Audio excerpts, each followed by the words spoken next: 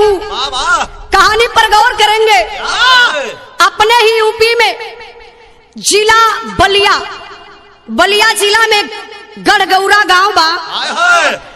गढ़गौरा का रहे वाला बुड़कुब्बे जी, जेकरे दुल्हन का नाम बतावल गल खोइलन। दो गो बेटवा लोरिक और समरू। लोरिक आदि शक्ति दुर्गा माता का पुजारी। लोग बतावे कि दहिने दुर्गा विराजे, अब बाएं पंसती विराजे, अब पीछे से हनुमान जी चढ़े ना। तब क्या करें? हनुमान जी का साया पूरा उनके ऊपर बनल रहे। एक बार के बाद मास्टर यही बनारस के धरती पर भयल का गीत बदल गई।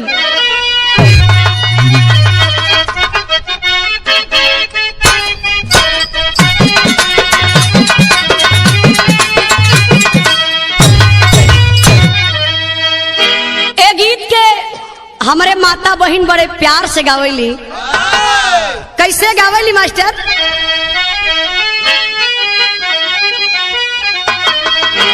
मोरे पेचुआ रवा सोनार के दुकानिया,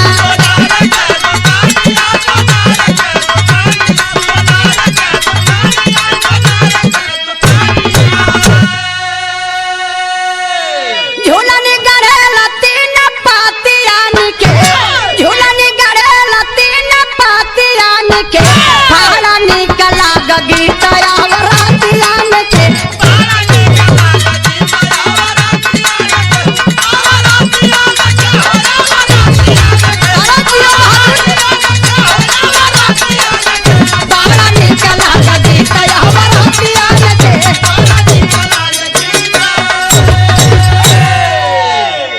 लेकिन बिहार में भाव का मास्टर बनल सारनाथ में कुदान का निशानिया,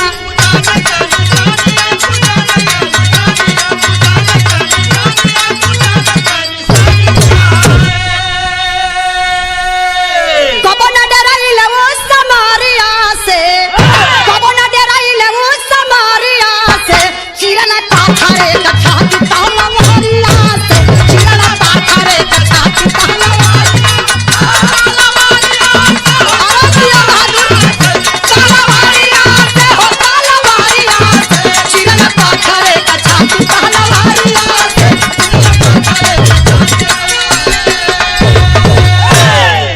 एक बेरा आयल जब होली के त्योहार हो, बहुत अच्छे सथियन के संग कर रंग के पावछार हो।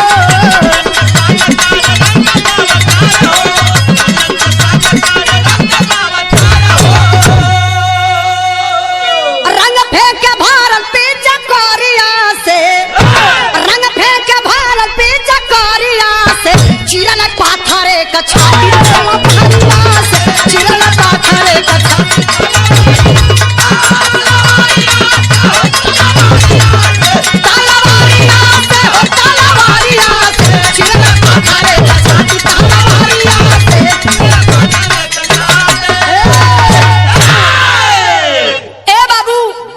जे भाई बनारस में गए हुई भली भात से जानत हुई। सारनाथ में एक बहुत बढ़िया अखाड़ा बा, बगल में एक लंबी चौड़ी कुदान बा। बड़े बड़े वीर बलवान अइलन, अब मुंह मांगल इनाम रखल गइल बा कि जे अखाड़ा लड़ी ओकरे बाद यही कुदान के कूदे के होई। भैया हो अखाड़ा के लड़त तो बड़ा आसान हो जाए, अखाड़ा सब लोग लड़ी ले, लेकिन जब कूदले का नंबर आवे तो केहू को हिम्मत है ना पड़े। अब लोरी का नंबर है, लोरी आदि शक्ति दुर्गा मातारी का नाम लहलन, अखाड़ा के लड़लन। आय के एक बार कुदान के ऐसे देखला कनरे मार दे तो बड़ा गहीर हरे कला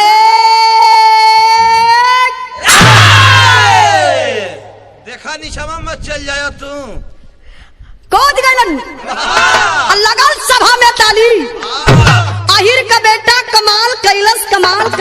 धमाल कैलस।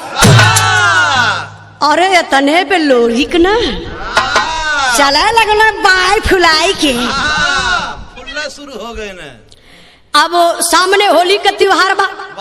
सोचला कि हर साल का होली अपने गांव में खेलत रही, आयदा पारी का होली चलब अपने बगल के गांव में खेलब। अब बगल के गांव कौन रहल? कुसुमापुर। अब कुसुमापुर का राजा के रहल राजा सहदेव। आज एकरे बिटिया का नाम रहल चनवा। बड़े प्यार से लोग चंदा भी कहे मास्टर। वही से धंधा चलत रहा बेचारी के। मतलब चंदा से धंधा। अच्छा सुंदर रहा। मालिक लगे कि एकदम फुर्सत में बनौले हम मलमास में। चनवा वही छत्ते पे चढ़ के अपन ऐसे ही कंघी लेके अपन बाल ऐसे झाड़त रहल।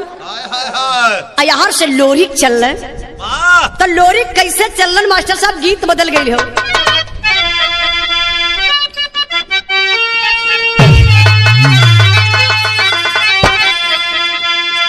इंद्राज भैया यह गीत के स्वर्गीय रामदेव गुरु गावत रहलन। कैसे कैसे गावा मास्टर? करे पाघनी अल्लाह महर छारा हर फार हर बदानिया। पाघनी अल्लाह महर छारा हर फार हर बदानिया। ऐसा गरा चले के पीछा करिया लोरी को जैसा गरा कौनो से जैसा गरा कौनो से।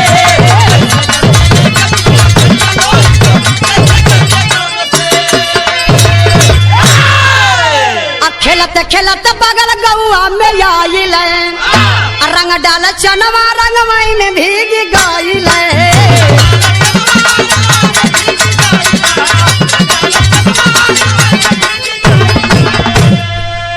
अरे थैला दौड़ा के अरे थैला दौड़ा के ते ही घरिया लोरी को रंगवा पतलाई पोरे पोर। रंगवा पतलाई पोरे पोर।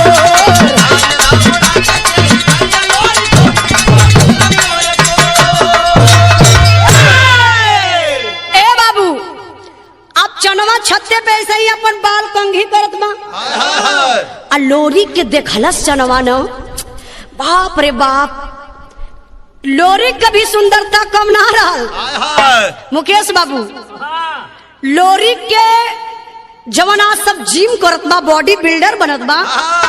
लोरी पहला में फाइलेरिया के मरीज रहने। अरे पागल फाइलेरिया ना कहल जाला, उनकर शरीर के बनावट रहल। अब बनावट राजेश भैया कैसे रहल? ओ चौड़ी छाती, मोटका गर्दन, टूटल कान, चढ़ल मुसुक, मोटका चंघा, गठीली बदन। हाँ एकदम तोहरी मतीना इठल रहना। अब चनवा देखलस कहलस हे भगवान ई कौनो इंसान बा कि कौनो जानवर हो कि कौनो देवता बा।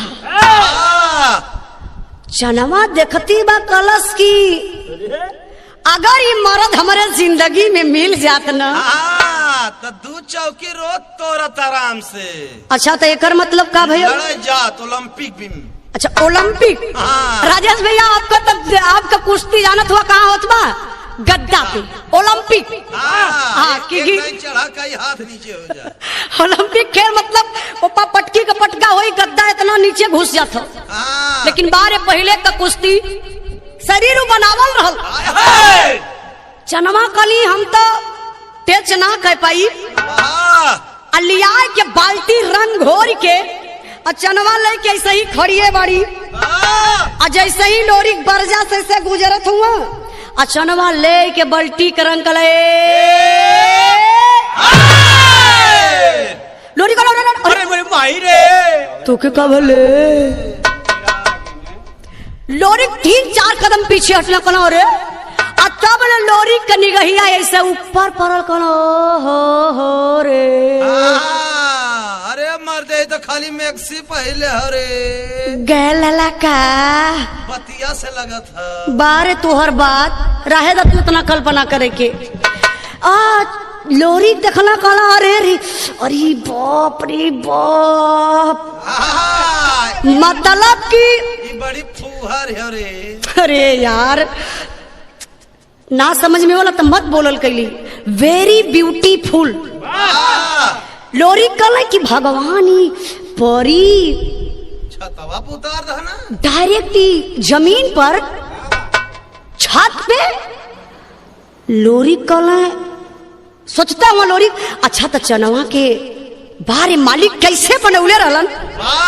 ए सुना मास्टर ओ लम्बी बदन गोरका चेहरा अरे लाले लाले ओठ बड़ा बड़ा दांत हो अरे पागल मोती जैसा दांत ओ कटीली आंख पतिल की कमर अधानी रंग का साड़ी पहले चनवा न एकदम गोरिया चढ़ल जवानी और ऊपर से सूरज के ललाई मारे न तनी पिल खावन लगे न। अरे पागल इतनी सुंदरता बढ़ जाए आज ये देखा चनवा के देखता रह जाए। लोरी कला सुना सुना बचा ना पैबू बचबू ना अरे तने में लोरी के न दौड़ाई के छतवा धौरनक शिवानी में वही छतवे पे 2-4 बार दौड़ौलन लोरी। अब मेहरारू का जात चनवा लगली यहाँ पे लोरी जाय के कल पकड़ के रगड़ा शुरू कर दहना। अच्छा तक कसम खाए के बोली है कि का रगड़ल है। अरे रंगवा रगड़ी है और काब रगड़ी है। हाँ हाँ आप लोग कंफ्यूज मत हुई। लोरी कैसे ही चनवा के कवरिया में पकड़ के और रंगवा ऐसा ही लगल रगड़े और रगड़ के न मास्टर जब गाले तर लगौल न तो रोमा पान पान करे लगल न तब का भैल मास्टर साहब एक गीत लगल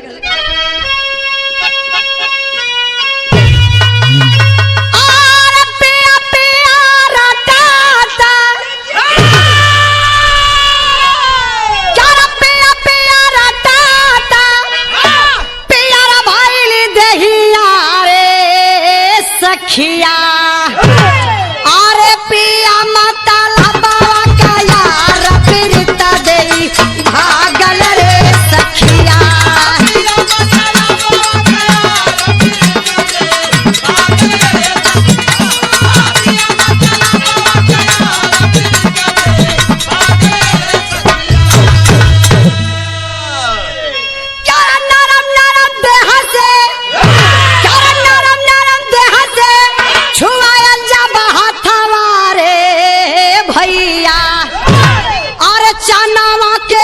जैसे चानबान बसबे धैरे भैया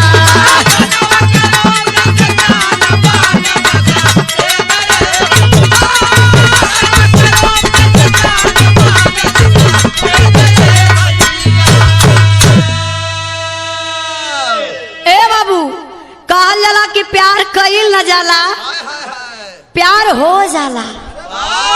एक प्यार का परिभाषा है प्यार न जाने जात कुजात प्यार न जाने जात कुजात भूख न जाने जूठा भात नींद न जाने टूटी खात।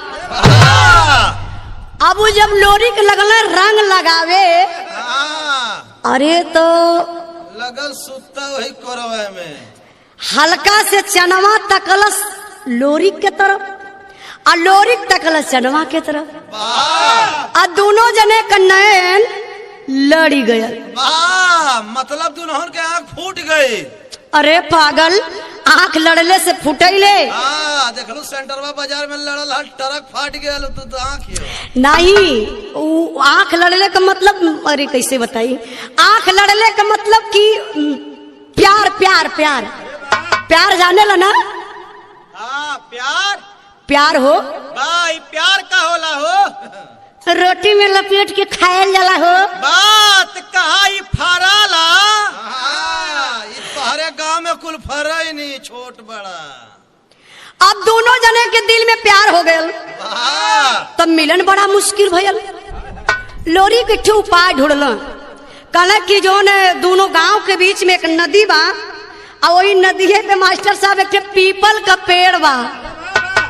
कहला वही पीपल के पेड़े तरैया हमान के मुलाकात हो ही जा होल करी। शाम के 7 बजे आई हा। अभी तो हमके ना मालूम है पूरा। मोटिन और बोरा भी ले आई हा। मतलब वो का करे बदे? अच्छा हाँ, लोरी अब चनवा के 7 बजे शाम का बोला में अपन दिल का बात हो।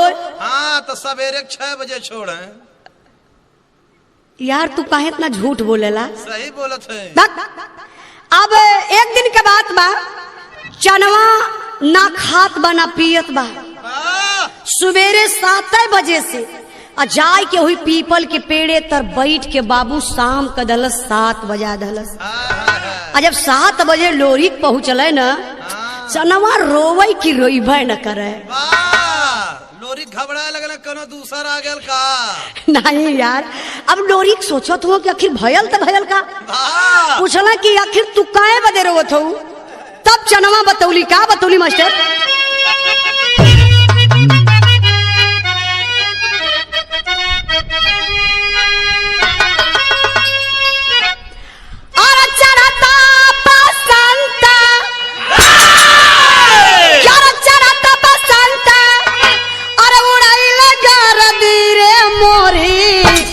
देहिया भइला बाती यार हर पीरे मोरी।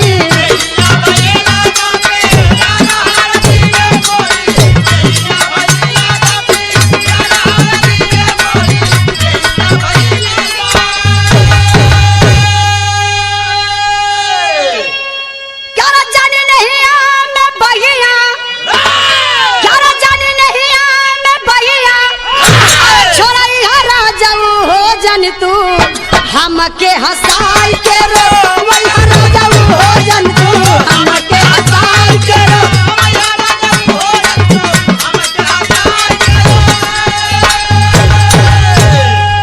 अदिहा जानी बंगला गाड़ी महला अटरिया,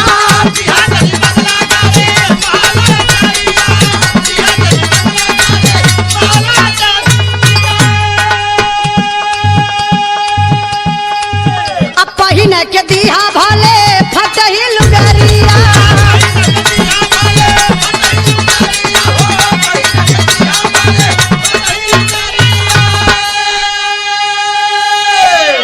और जानी हमारा पे सवतिया, और जानी हमारा पे सवतिया, और लिए हरा जाऊ हो जन तू हमके हंसाई के रो, हरा जाऊ हो जन तू हमके हंसाई के रो।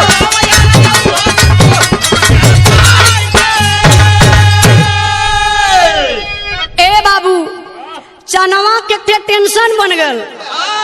आ टेंशन ये बनल कि लोरी का शादी पड़ गई। आ शादी में बहुत बड़ा रीजन बा। कहानी थोड़ा शॉर्ट में आप लोग समझे। एक अगोरी का रहने वाला राजा, सोनभद्र का रहने वाला राजा, जिसका नाम बताया गया बाबू राजा मुलागित। इतना बड़ा अयासी था, इतना बड़ा अयासी था वो। सरवा राम रहीम का भाई रहल का। किसी भी कास्ट की बहन बेटी होती थी, जैसे पैदा होती थी उसके कलाई में एक धागा बांध देता था। इसलिए वो बांधता था कि जिस दिन बच्ची बड़ी हो जाएगी और इसकी शादी होगी तो जो सुहाग रात है, डोला हमारे बंगले पर आएगा, सुहाग रात हमारे साथ वो मनाएगी, उसके बाद वो अपने ससुराल जाएगी। भैया हो, वही के रहे वाला अगोरी के माहर यादव जी, जेकरे बिटिया का नाम बतावल गल मंजरी। अब मंजरी के भी कलाई में धागा बन ले बा। माहर के टेंशन हो गयल, बिटिया सयान होत बा। जौने दिने बियाह करबे, बिटिया का इज्जत राजा लूट लई। अपने जियत सी अगर बिटिया का इज्जत चल जाई तो बाप के नरक हो जाई। पहले एगो शर्त रखे माहर जी, हमारे बिटिया से शादी उहे स्वीकार करी जे राजा मुलागी से लड़ाई लड़के और डोला सुरक्षित अपने घरे लेके चल जाई। लोग कहाँ जान बचे लाखों पाए, जिंदगी रही तो बड़ी शादी होई। कोई बता दलस कि एगो लड़का बा बलिया में गढ़गौरा में, जो ने लड़का का नाम बा लोरी, बहुत बड़ा बलवान बा, बड़े बड़े बीरन का छक्का छोड़ा दला। अच्छा तो रिश्ता लेके चल गई माहर जी, और रिश्ता स्वीकार कर बुड़कुब्बे जी कहला बेटा ये कौन इतना बड़ा राजा जो कोई के बहन बिटिया का इज्जत ना छोड़त बा, शादी का स्वीकार कर ले।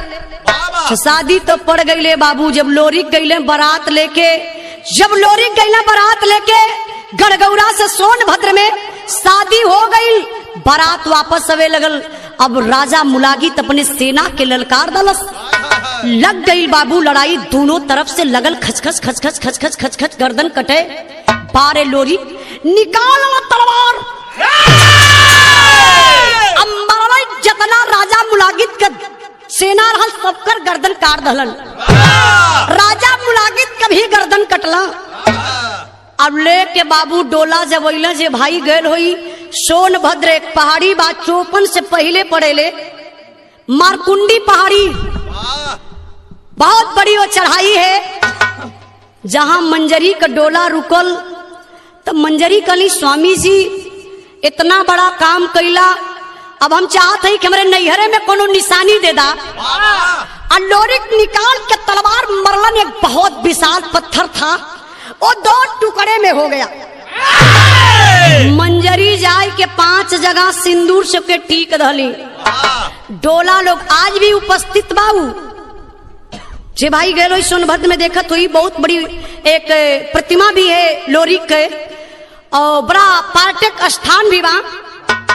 अब जब बारात आ गई गढ़गौरा में, नात रिश्तेदार लोग दुआरे बैठल बा, बहु भोज का कार्यक्रम चालू हो, चनवा न खात बा न पियत बे बाबू। अब वो लोरी के बोलौलो वही पीपल के पेड़े तरफ कहत का मास्टर गीत लगल बा।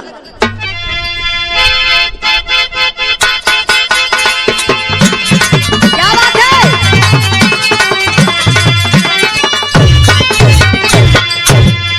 ए हम हाई मजन का यार प्यार सिखलाई बे गोरी,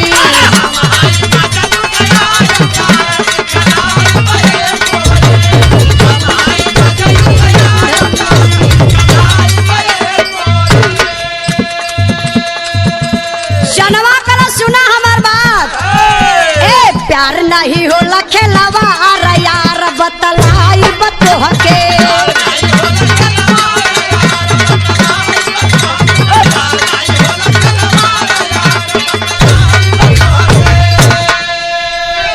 पारे नहीं दे हम दरार यार बतलाई बतोह के।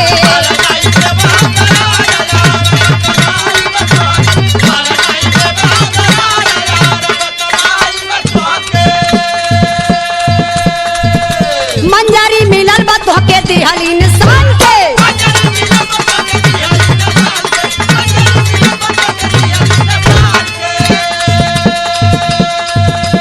हमारा के प्यार मिलल दिहल भगवान के।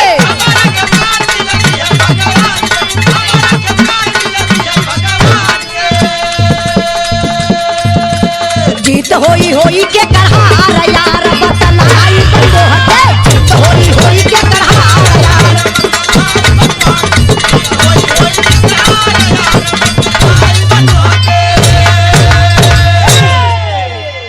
चनवा कला सुना, हम तो से दिल से मोहब्बत कैले रही, ई कौनो कागज का टुकड़ा ना कि फाड़ के फेंक दा।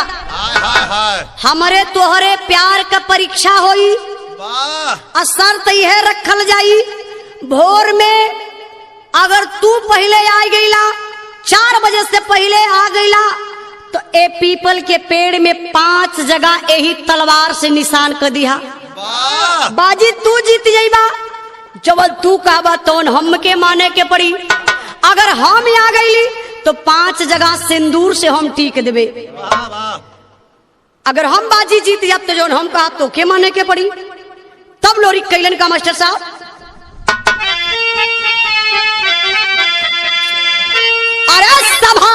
कैसे लोरी का बिरवा, अरे सवार कैसे लोरी का बिरवा, ये कवर प्यार खड़ा ये कवर संगुर ललकारा यार ललकारा यार ललकारे।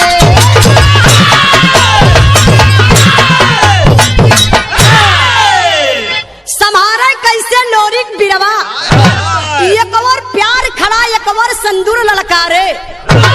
दोनों का महत्व है। 7 फेरा में शादी भइल बा मंजरी से, यार प्यार कैले हो दिल से। चनवा कल सुना मंजरी तो के समाज के दिहल बा, तो हम तो के भगवान के दिहल गिफ्ट बनी, डायरेक्ट भेजले हम। तब चनवा को बात और कहलस मास्टर का कहले बा,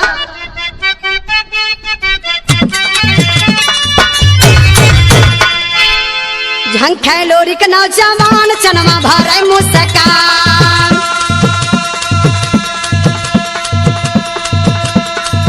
झंखे लोरी के नौजवान चनवा भरे मुस्कान, मार बत्ती अकबान अखिया मार के हंसे।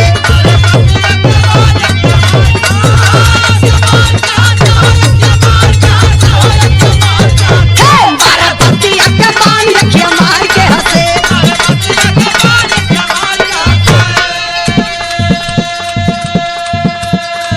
आई सुहाग वाली रात सूत जा मजरी के, आई सुहाग वाली रात सूत जा मजरी के पास, दहल दुल्हन के सगात रतिया प्यार के हंसे।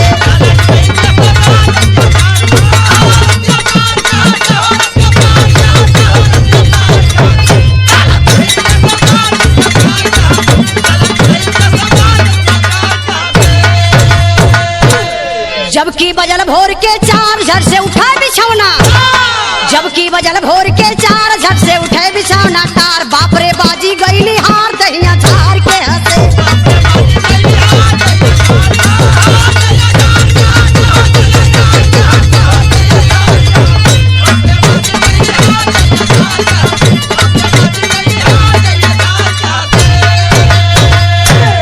गईले जब पीपर के नीचे देखले ना आगे ना पीछे, चनवा धई के हथवा खींचे ठट्ठा मार के हंसे।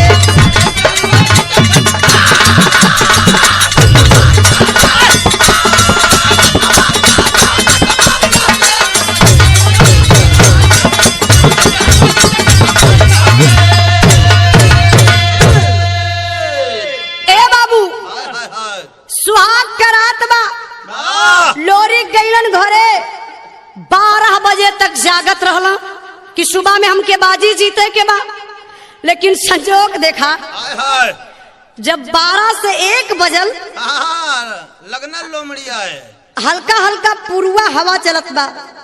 अब लोरी के नींद आ गई, अब लोरी गहरी नींद में सुत गई। और जब भोरहरिया का 4 बजल न, लोरी उठ के तमतमा के खड़ा भइलन, कहल कि यार 4 बज गए, अब लगत बा कि हम तो बाजी हार जाई। अब हाथ में जब तलवार लहलन, अब मंजरी वही चारपाई पे लगल कांपे कि आज रात भर ना सुते दे का। मंजरी कली स्वामी जी हमसे कोनो गलती भइल बा का?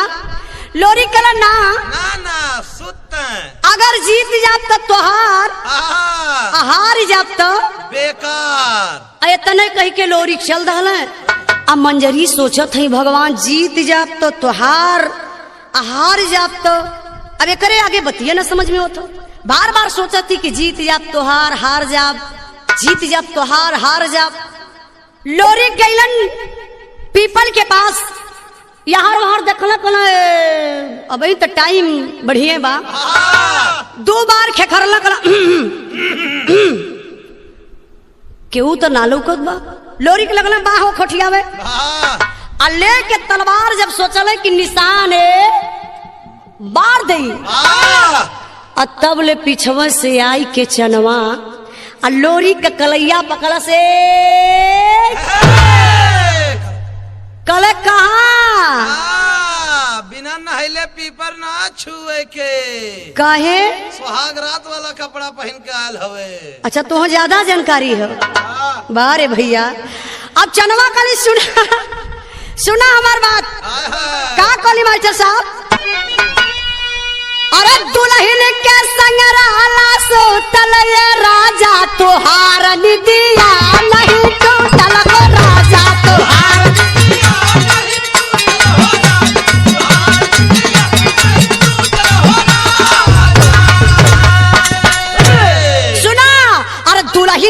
संग मजा लुटला तू घरे रतिया बीतल मोर पीपरवाई के तारे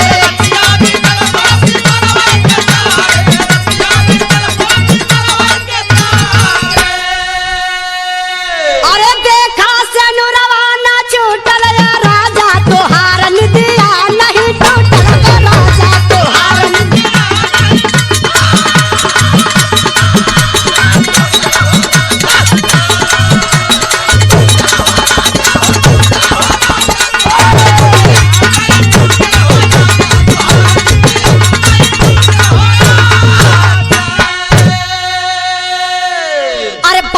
हमके चितवला गोसैया हमारा के लेके पूर्व जाला सैया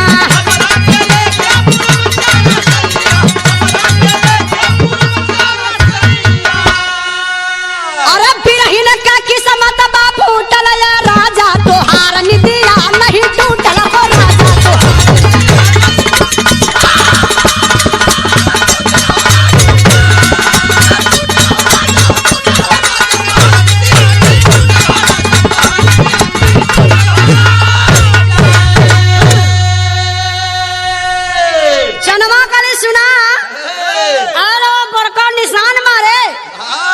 काली दुल्हन के संग रहला सूतल ये राजा तोहार निदिया नहीं टूटल ये राजा दुल्हन के संग मजा लुटला तू घरे रतिया बीतल मोर पिपरवई के तरे सुना रात भर मच्छर खजुआ है हौ देखा से नुरवा न छूटल ये राजा तोहार निदिया नहीं टूटल ये राजा सुहाग का रात रहला तू तो घरे रहला ना रात हमारे ही पीपल के पेड़े तर बीतल है तो से पहले आई के हऊ 5 जगह देखा सिंदूर से टीक धली लोरी को गलतियां कैले रहना कौन गलती कैले रहला सजवा मंजरियों के ले चल जाए चाहत रहा हाँ तोहार कमी रहल बहुत छोटी एगो ले जने भगवा करती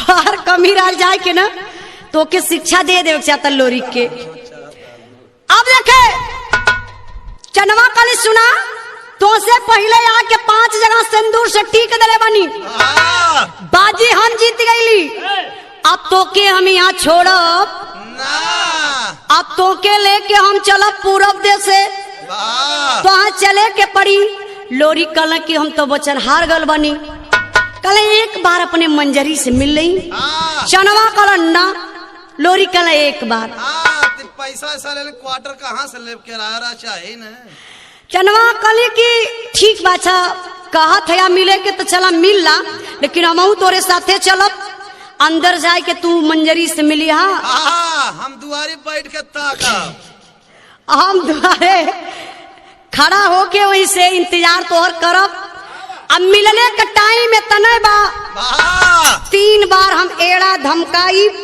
अब पायल का आवाज घर में तोरे कान तक जाई समझ जाइया मिलने का टाइम जैसे रहा वैसे झट दे बहरे हाँ बहुत बढ़िया तू बात कहत हुआ अब लोरी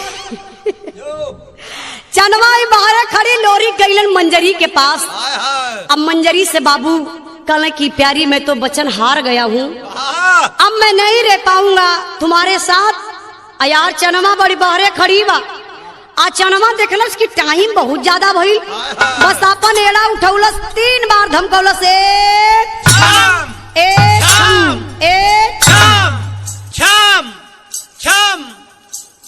मान जा हो चनमा भैया पहलवा तोड़ देबा सार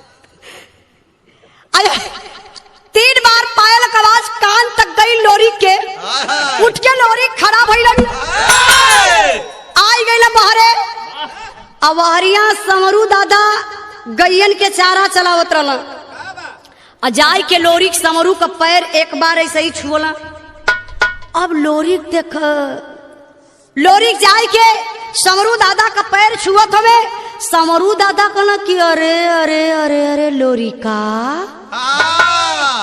एक पे एक फ्री है का रे अभी तोर हम कोले बियाह कैली है ते जूहू चपाटी का आइटम कहाँ से उठा ले कोरई का अब समरू दादा रोए की रोइबे न करे ये बाबू बिरहा में लड़की लगल मास्टर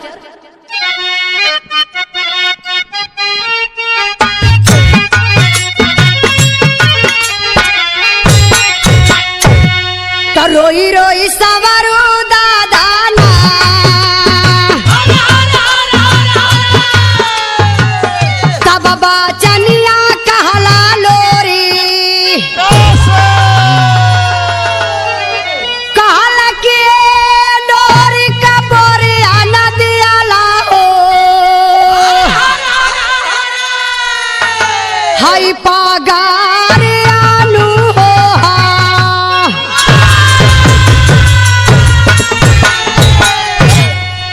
एक गो नाया नो हर हो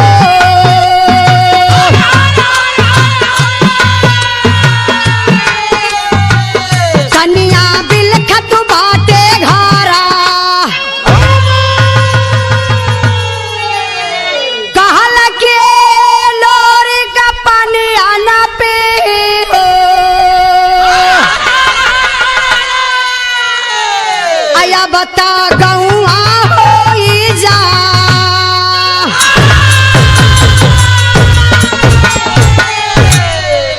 कला करो लोरी पाल पोस के तो कही यही मल सयान कैली कुल मान मर्यादा का एकदम मिट्टी में मिला डाले लोरी।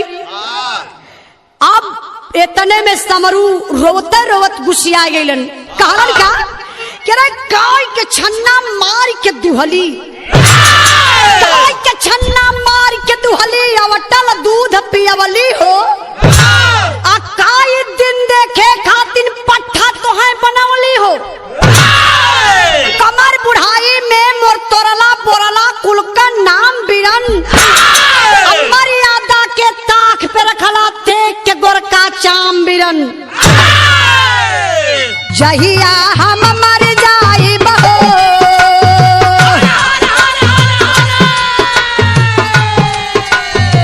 जन तो आईहा हमरे तेरा कहल के लोरी कया नरबैला हो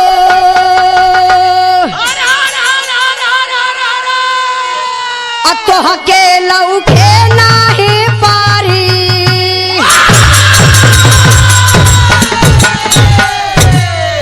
कला जो लोरी अरे जात हो तो जो लेकिन मर जाई तो हमारे तेरही करे बदे तेरही में मतई है।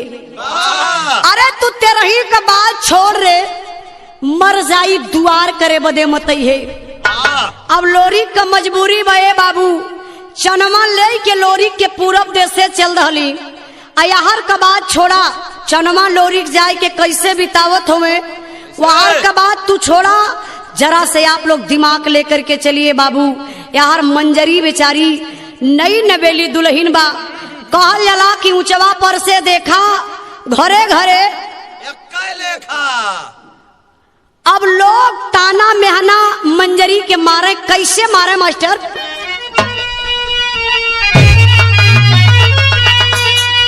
अरे ताकत रहला पीट पीट के छाती समरू दादा हो आज बुझाइल घरे क दिया बाती समरू दादा हो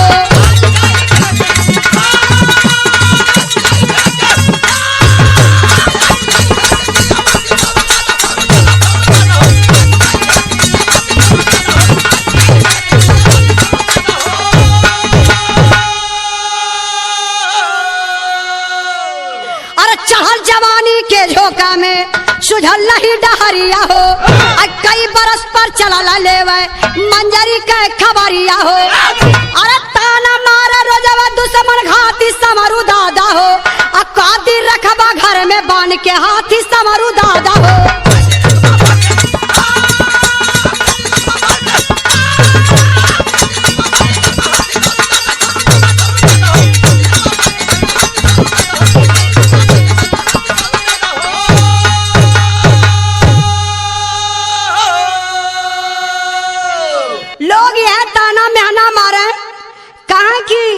अरे लोरिका इनकर इज्जत लहलस आ सवरू के बस के बात है कि जो घर में हाथी बनले हुआ ओके 4 बोझा गन्ना रोज चाहिए काले का मतलब है भैया कहा वो नई नवेली दुल्हन बा आ बिना मर्दे के घर में कैसे रही लेकिन बारे मंजरी अपन धर्म ना गंवली है बाबू।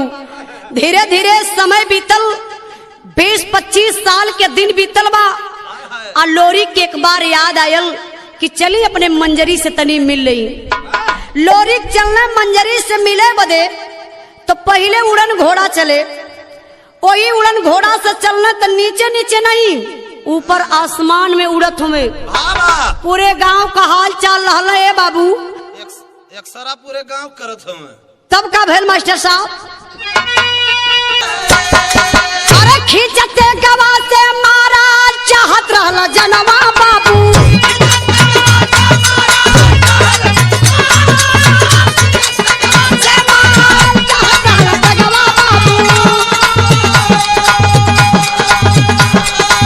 खाली हाथ दुर्गा काली देवारा देखा।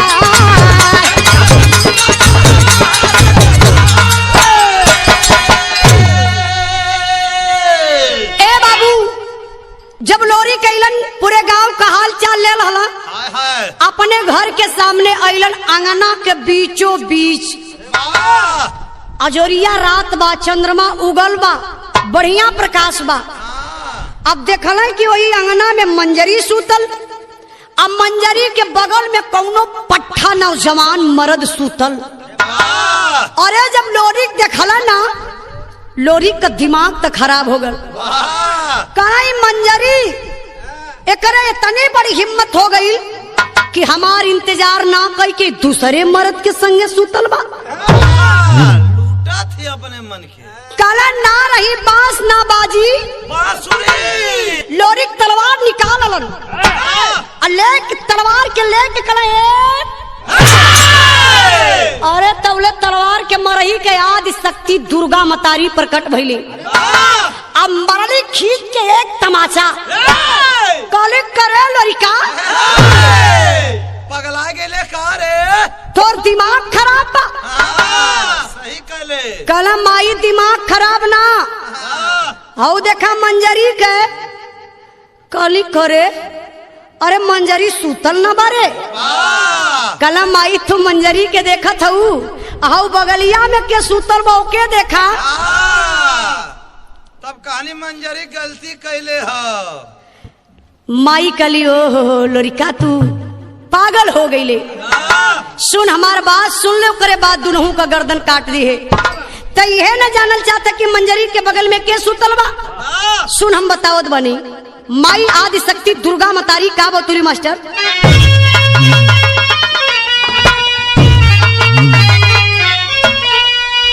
और जके मारे खातिर बनल बाड़ फेटवा,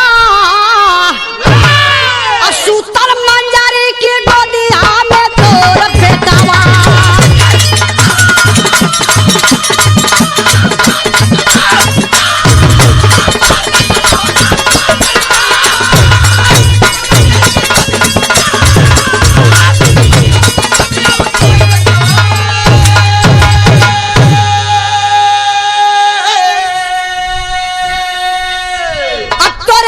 मंजरी के तना सहल ठोकारवा, लेकिन कायम रखलस तोरा मांगी में संजूरवा।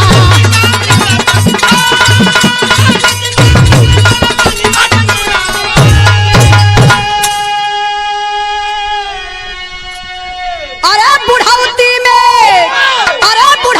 में दे पानी भरी के लोटवा, सूतल मंजरी की गोदिया में तोर बेटवा।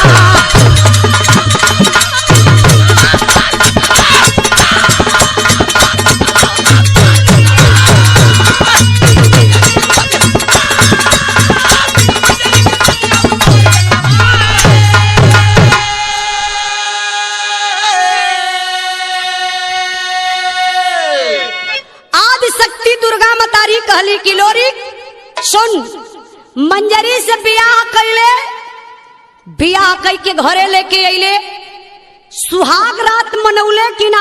हाय हाय। लोरी कहला अरे माई अभी है कुल पूछबू हो।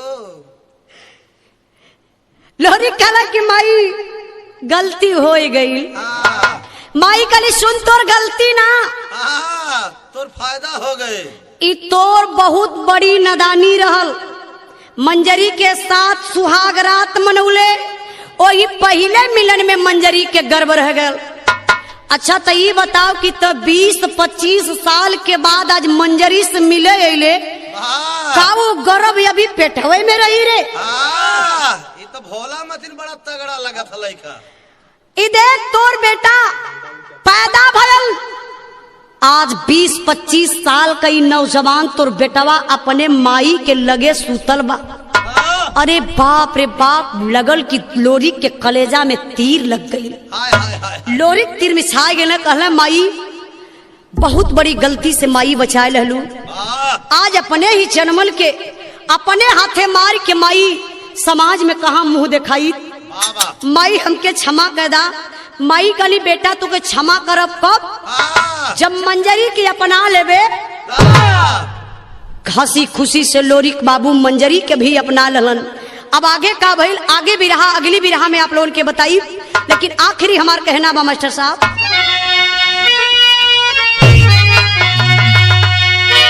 और हमार खास तौर से जे बिरहा के फैन बा, हमार फैन बा, बिरहा के आप लोग सुने हैं और आप लोग अपन कमेंट जरूर करी है। हमके ई कमेंट से हम सब भाई का कमेंट पढ़ी ला, हमके पढ़ले से ही पता चलेला कि हम कितना बढ़िया बनी कितना खराब बनी। तो आप लोग कमेंट करी है, कमेंट करे वाले भैया लोगन के 100 बार हमरे तरफ से प्रणाम बा। आखिरी हमार कहना बा,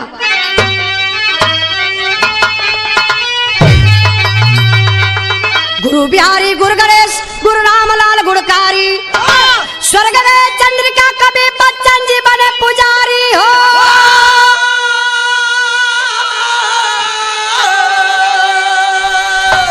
और सभार कैसे लोरी के बिरवा, उजाला प्यारे लाल टंगल में भाजी मारा। सभार कैसे लोरी के बिरवा,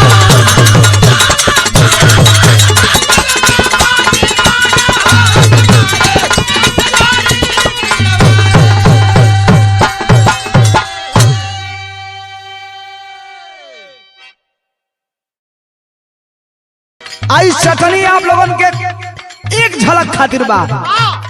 कोनो लड़का कोनो लड़की के सुंदरता का वर्णन कर दिहल। देखा आजकल बहुत गाना आवता, गाना तो ऐसनो आवता कि भर पेट खाना खा के सुन लेबा तो हल हल हल हल उल्टी हो जाई। लेकिन हे गाना में सजावट कितना बढ़िया है। कैसे मास्टर, सज धज के मेकअप के, सज धज के मेकअप करके सुनर लागेलू। बना के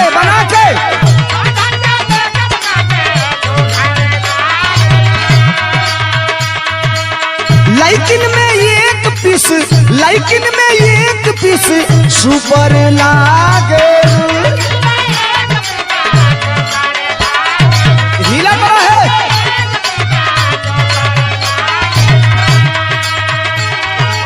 सज धज के मेकअप करके सुनर लागेलू, लाइटिन में एक पीस सुपर लागेलू।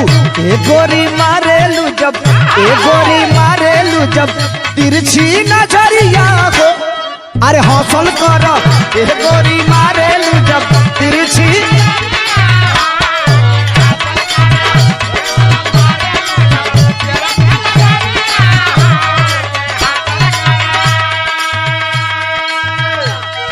क्या खूबसूरती है लिखने वाले की, अंग अंग पर एक एक बिंदु पर लिखा गया ये गीत। तो सुनिए लोग भोजपुरी भैया लोग का, उड़े जैसे तितली उड़ेलू, उड़े जैसे तितली उड़ेलू, नीक लागे नीक लागे।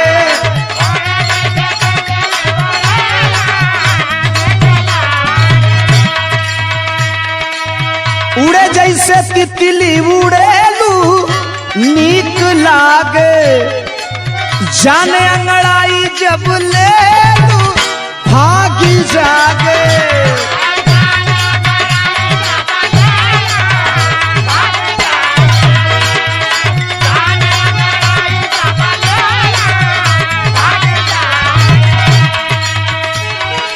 सूरज के लाली ऐसे, कनवा के बाली जैसे,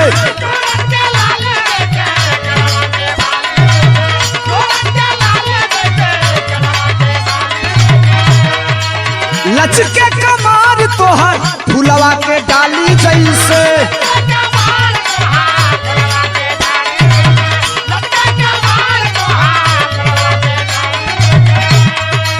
सूरज के लाली ऐसे फुलवा के बाली जैसे, लचके कमार तोहर फुलवा के डाली जैसे।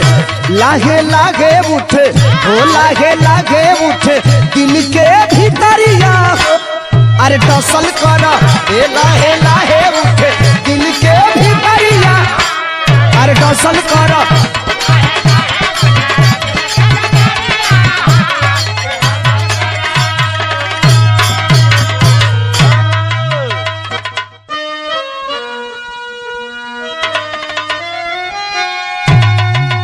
बिरहा 4 लाइन भूमिका के साथ आपके बीच में शुरुआत करने जा रहा हूं।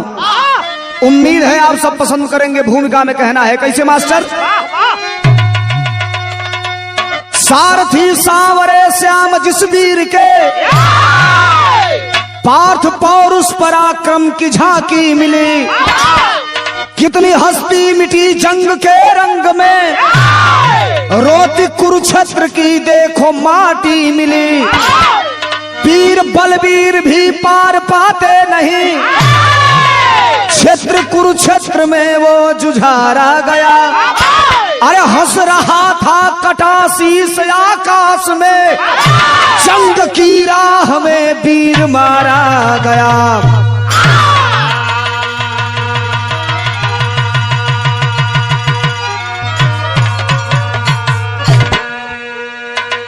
हंस रहा था कटा शीस आकाश में, जंग की राह में वीर मारा गया। महाभारत के युद्ध की शुरुआत हो चुकी थी और कहानी हम वहीं से ले रहे हैं, लेकिन आज तक बहुत बिरहा आप सुन ले हो खबजा। एक विचित्र बिरहा का नई खोज हमारे गुरु आदरणीय प्यारे लाल यादव गया कवि का खोज है। कव्वाली अगल बिरहा में कैसे?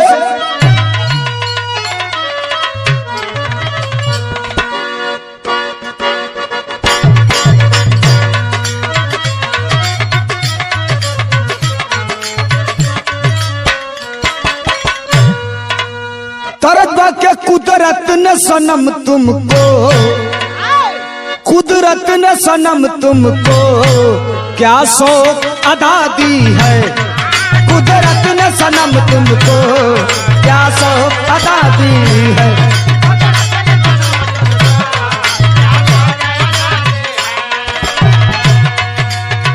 बिरहा में भाव लगल, तनी बात पर गौर कई जाई। आज का वीर हो या देश के सरहद पर खड़ा होकर अपने प्राण का बाजी देने वाला वीर हो, या रामायण महाभारत के काल का वीर हो, वीरन के प्रति कवि का कलम बड़ी अच्छी भाव लिखेले। का लिखल? पहाड़ों की बिछी सैया, पहाड़ों की बिछी सैया द्वापर की कहानी में, पहाड़ों की बिछी सैया द्वापर की कहानी में।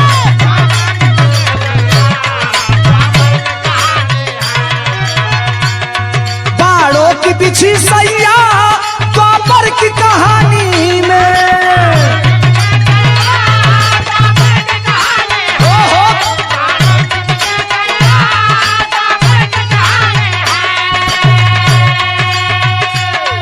पहाड़ों की बिछी सैया द्वापर की कहानी में, द्वापर की कहानी में। था नाश हुआ सब कुछ, था नाश हुआ सब कुछ लोहू के रवानी में। था नाश हुआ सब कुछ लोहू के रवानी।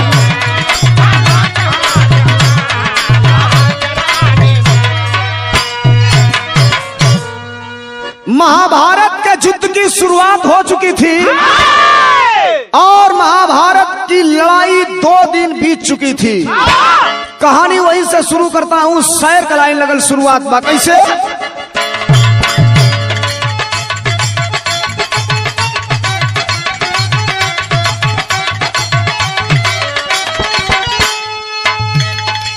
शुरू महाभारत के, शुरू महाभारत के जब जंग का ऐलान हुआ, देख के कुंती का मन बहुत ही परेशान हुआ।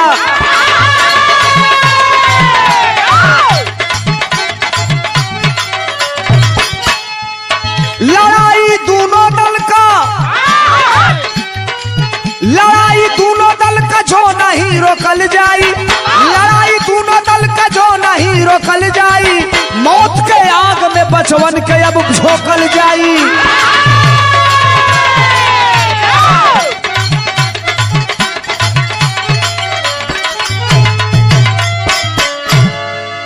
कुंती बड़ी परेशान है, महाभारत की शुरुआत हो चुकी है। माई तो माइये न होले, रात का कुंती गंधारी के पास गईली, अजाय के गंधारी से कहली बहन जी ये लड़ाई के अगर ना रोकल जाई तन सर्वनाश होई। आई सर्वनाश और केहू का ना, अपने कुल खानदान का नाश होई। ई बतिया बैठ के वही जा नयश्रुति सुनत रहली। नयश्रुति के रहली भीम का पतोह, भीम के बेटा का नाम घटोत्कच, आ घटोत्कच का पत्नी जेकर नाम नयश्रुति बतावल गई। कुंती परेशान है, रोवत है। नयश्रुति कहलस माता जी अगर ये महाभारत के जंग के खत्म करे के बाद आप चाहते हैं कि ये महाभारत का लड़ाई खत्म हो गए तो हम अपने बेटा के जंग के मैदान में भेजल चाहते हैं। कहली तार बेटा क्या करिए? तो हमार बेटा अकेले महाभारत के फतह कर सकेला। अरे बाप हो बाप, लड़का का नाम का बाप जेकर नाम बर्बरीक बतावल गई। नयश्रुति अपने बेटा को बुलाती है और कहती है बेटा महाभारत के जंग की शुरुआत हो चुकी है, चले जाओ और उस जंग को खत्म करना है। लेकिन बात याद रखना, जो पक्ष हार रहा होगा उसी के साथ खड़ा होकर के तुम लड़ाई लड़ना। माई का आदेश पौलस 15 साल का लड़का, छोट गोड़ छोट हाथ, छोटे छोटे धनुष बाण लेके डुगडुग डुगडुग चलल बा महाभारत देखे और महाभारत का लड़ाई लड़े। अजब चलल तक तरज लागल। कैसे?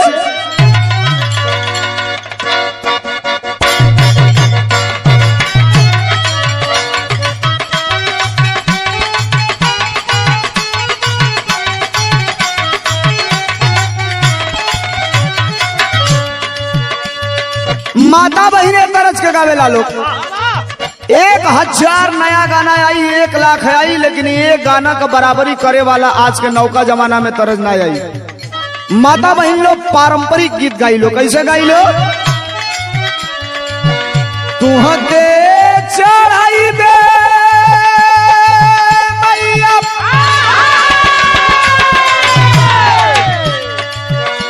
अरे नारियल चुनरिया हो मयरिया हमारीना, ए हो मयरिया हमारीना, तो फेरा भगतन पर नजरिया हो मयरिया हमारीना।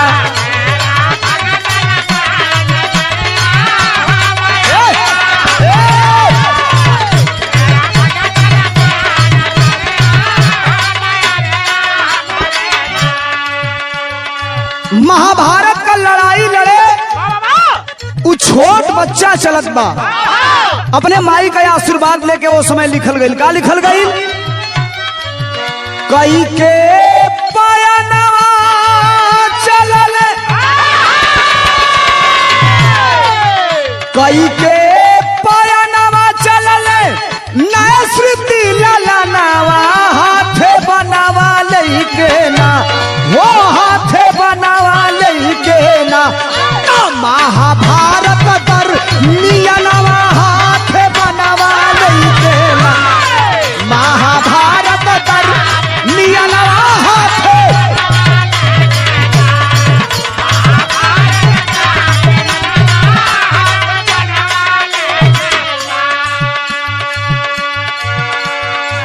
छोट बच्चा अबोध बेटवा, सवेर का टाइम, छोटी छोटी गोड़ हाथ, छोटा ही का धनुष बाण लेके चलत बा। सवेर का टाइम भगवान कन्हैया ध्यान कैले हम।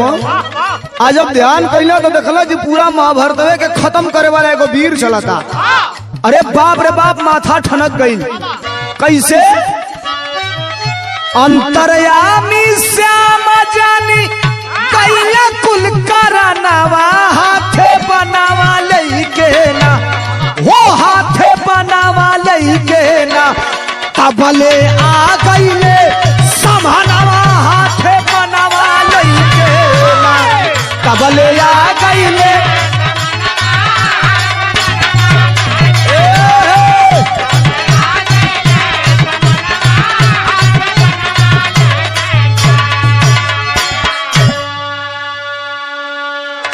भगवान कन्हैया जान गए कि ये बालक अगर जंग के मैदान में महाभारत में कुरुक्षेत्र में चला जाएगा अकेले पूरे महाभारत को खत्म कर देगा और जो मैं चाहता हूं वो हो नहीं पाएगा। प्रकट हो गईलन, आगे आके रास्ता रोक दिहलन। ब्राह्मण के भेष बनाई के छोटा बच्चा है, दंड प्रणाम करता है, प्रणाम कैलस, आशीर्वाद दिए और पूछ गए भगवान कन्हैया, ये बच्चा कहाँ जा रहे हो? छोटा मुन्ना है, महाभारत की लड़ाई देखने जा रहा हूँ। क्या करोगे? हमारी माँ ने कहा है कि उस लड़ाई के मैदान में जो हारेगा उसके साथ खड़ा होकर के उसके तरफ से युद्ध लड़ने का काम करूंगा। भगवान कन्हैया सोच गईलन कि एक के बाण में खत्म करी पूरा महाभारत। कहला बच्चा अभी छोटे हो, नादान हो, कच्ची उम्र है बेटा, सवाल करत हमन तरज लाग गल। कैसे?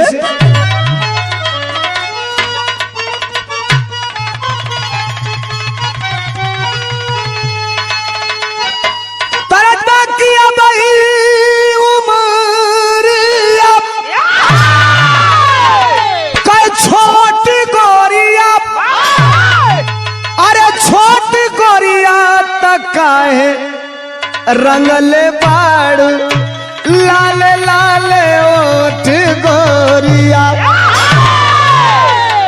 बिरहा के 4 पुस्त पहले से गवाती हो या जबले धरती रही तबले गवाई। भगवान कन्हैया वाला इकवा से सवाल कैलन। का कैलन? कालन किया बही उमरिया, अरे नादान बचावा, अरे नादान बचावा त कैसे रोकबा समारिया में पान बचावा।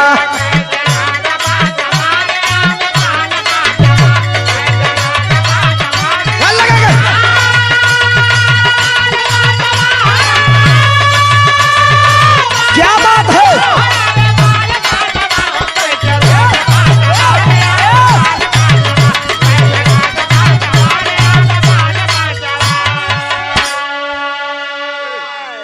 अबोध बालक हो, कच्ची उम्र है, बड़े से बड़े वीर बलशाली वहां है। चलो से महाराज, ए पंडित जी, छोट जान के गलती मत करिए, देखन में छोटन लगे घाव करे गंभीर। एक के बाण से पूरा महाभारत खत्म करब। तब कन्हैया सवाल कैलन। का कैलन? कहलन कि बलि महाबली बाले रनवा में बेटा, अरे पिपरा का पतइये के बनवा से छेदा।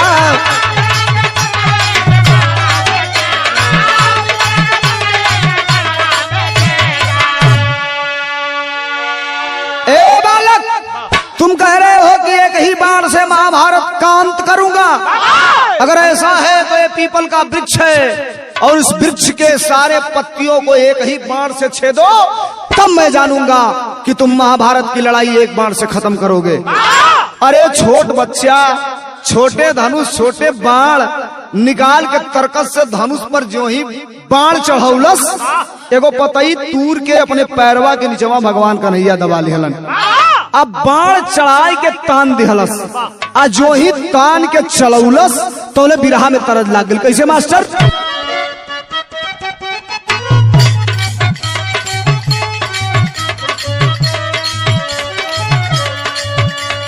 अच्छा दिखाई हो मार्केट का लेटेस्ट गीत बा। कौनो फौजाई अपना ननद से कहले रहल। का कहले रहल? अरे अरे ननदो, अरे अरे ननदो बतावा दिल के हाल।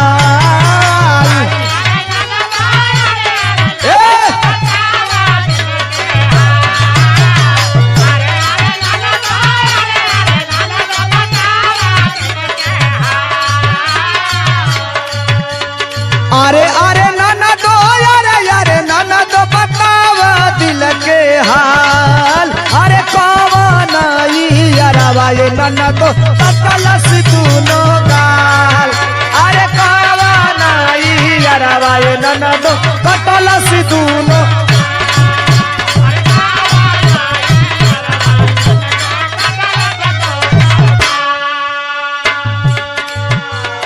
धनुष पर बाण चढ़ा के और वह छोटा मुन्ना बर्बरीक निशाना लगाता है पीपर के पत्ता का। कैसे? लेके धनुषा बनावा उठाई के जवानावा साधेला निशान, साधेला निशान, लेके धनुषा बनावा उठाई के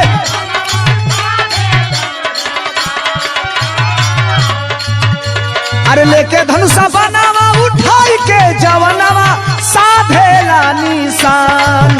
अरे पीपरा का पतावा छेदइले सोचे भगवान, अरे पीपरा का पतावा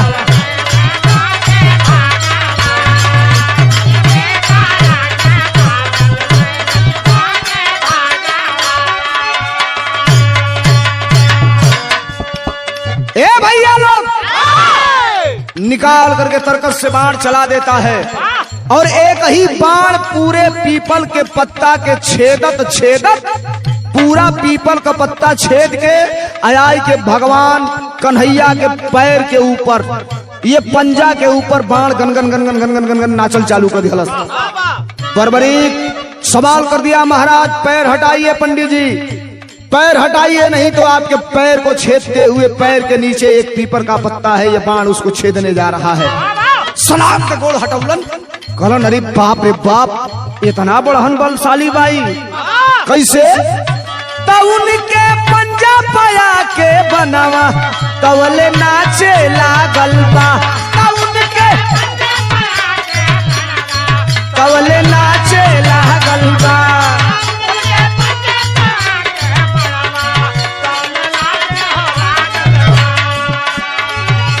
तो सोच के कान्हा को शरीरिया कवले कांपे लागल बा।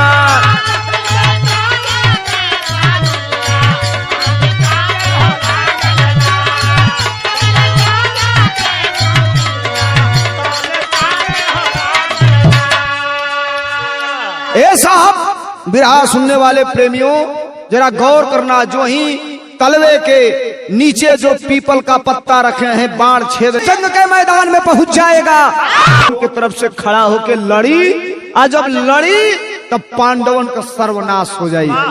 भगवान कन्हैया कहे कि बेटा तू बहुत बड़ा बलशाली हो, इसमें कहीं कोई शंका नहीं है, तेरे धनुष बाण के विद्या को मैं सलाम।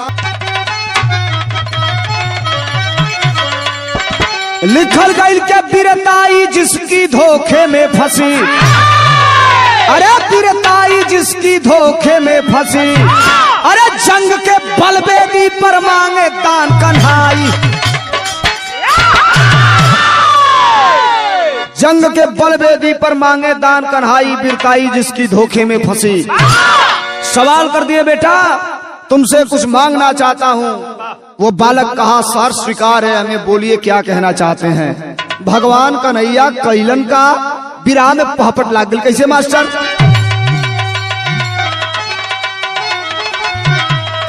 अरे वचन बंधा के कहे पूरा करा करार मोहन बलदाई।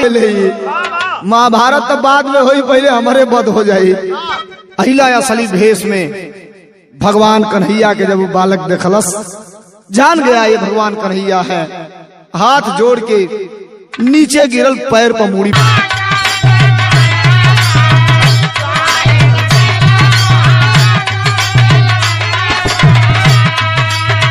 पांडव दल का बनल बाला, पांडव दल का बनल बाला सारथी जुझार।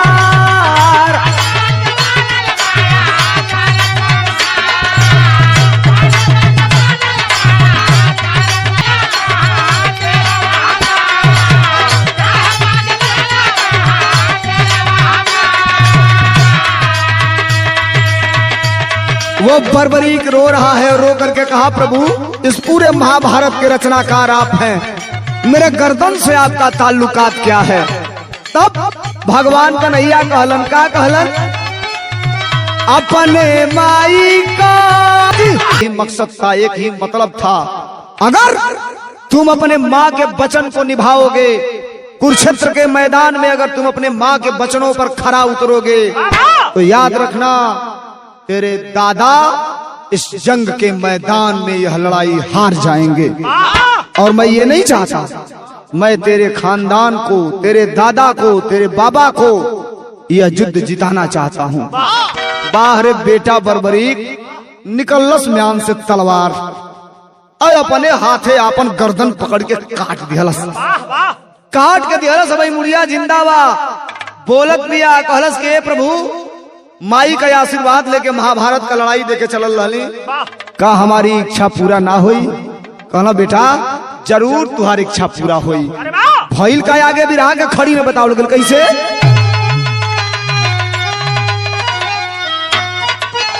अरे काट के अपने हाथे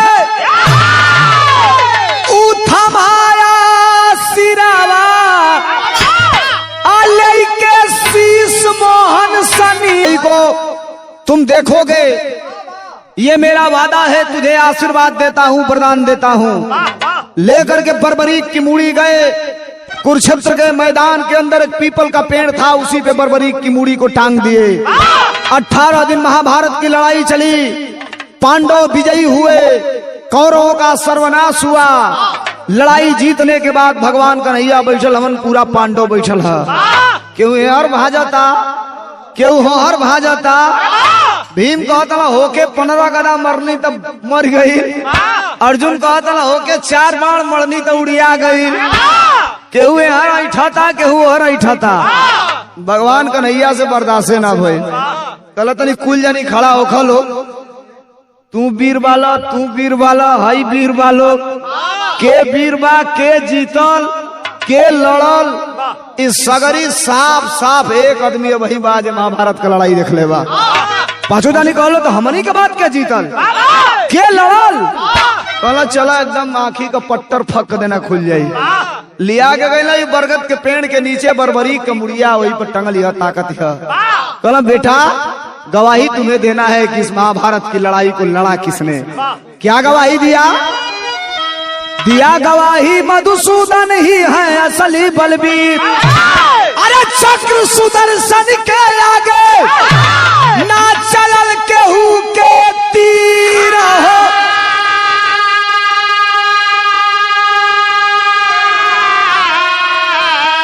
अरे खाटू श्याम जी के नाम से पूजाले बिरावा। ए साहब महाभारत की लड़ाई में मेरी नजरें देख रही थी, न आपका बाण चलता था, न इनका गदा चलता था, न उनका कोई शस्त्र चलता था। जिनकी गर्दनें कट रही थी वो सारा गर्दन भगवान कन्हैया की अंगुली से निकलता हुआ चक्र सुदर्शन जाता था और गर्दन काट करके चला जाता था। साफ साफ बात भइल, गवाही दिया। पांचों पांडव हाथ जोड़ के नतमस्तक हो गई। कहला प्रभु क्षमा कर जाओ। बाहरे बर्बरीक 15 साल की उम्र में अपने माँ के वचन को निभाने चला, लेकिन एक वचन में बदकर अपना शीश काट के दे दिया। भगवान कन्हैया से कहलस कि अब तुम लोग जात हो, हमार का होई? बेटा जौले धरती रही तौले तोर पूजा हुई। राजस्थान के अंदर सालासर नाम का एक जगह बा, और वही सालासर नाम जगह पर खाटू श्याम के नाम से उहे बर्बरीक कमूड़ी आज भी पूजल जाले। पूरे दुनिया का लोग जाला और वहां लिखल बा हारे का सहारा, बाबा खाटू श्याम हमारा। पूरे दुनिया में खाटू श्याम के नाम से वो बर्बरीक प्रसिद्ध हो गईलन, अमर हो गईलन। अंतिम लाइन के बाद बा गुरु बिहारी गुरु रामलाल वीरों का सही घराना, स्वर्ग चंद्रिका प्यारे लाल से कौन ना लोहा माना। अरे बिरताई जिसकी धोखे में फंसी, अरे बिरताई जिसकी धोखे में फंसी। अरे सोलंकी गया कभी पर सारद मां सहाय, बिरताई जिसकी धोखे में फंसी।